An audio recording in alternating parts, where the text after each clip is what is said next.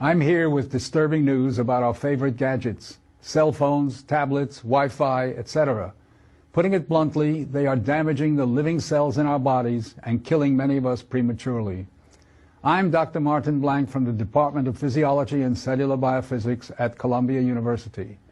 It is distressing for me and more than 160 colleagues who today are petitioning the United Nations requesting that they address this problem. We are scientists and engineers, and I am here to tell you we have created something that is harming us, and it is getting out of control. Before Edison's light bulb, there was very little electromagnetic radiation in our environment.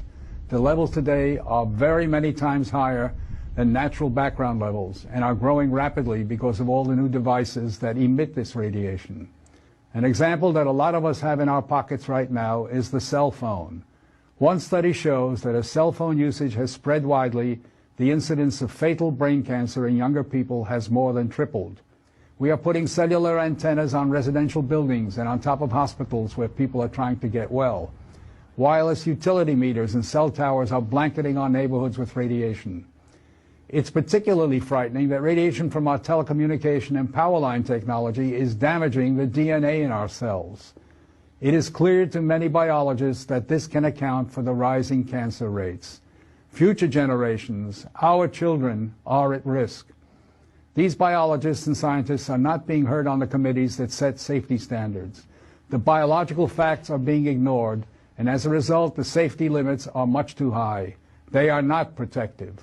More protection will probably result from full disclosure of possible conflicts of interest between regulators and industry. Rising exposure to electromagnetic radiation is a global problem. The World Health Organization and international standard-setting bodies are not acting to protect the public's health and well-being. International exposure guidelines for electromagnetic fields must be strengthened to reflect the reality of their impact on our bodies and, in particular, on our DNA.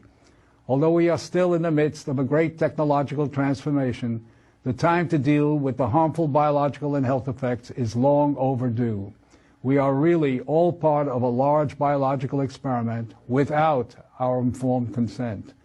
To protect our children, ourselves, and our ecosystem, we must reduce exposure by establishing more protective guidelines. And so today, scientists from around the world are submitting an appeal to the United Nations, its member states, and the World Health Organization to provide leadership in dealing with this emerging public health crisis.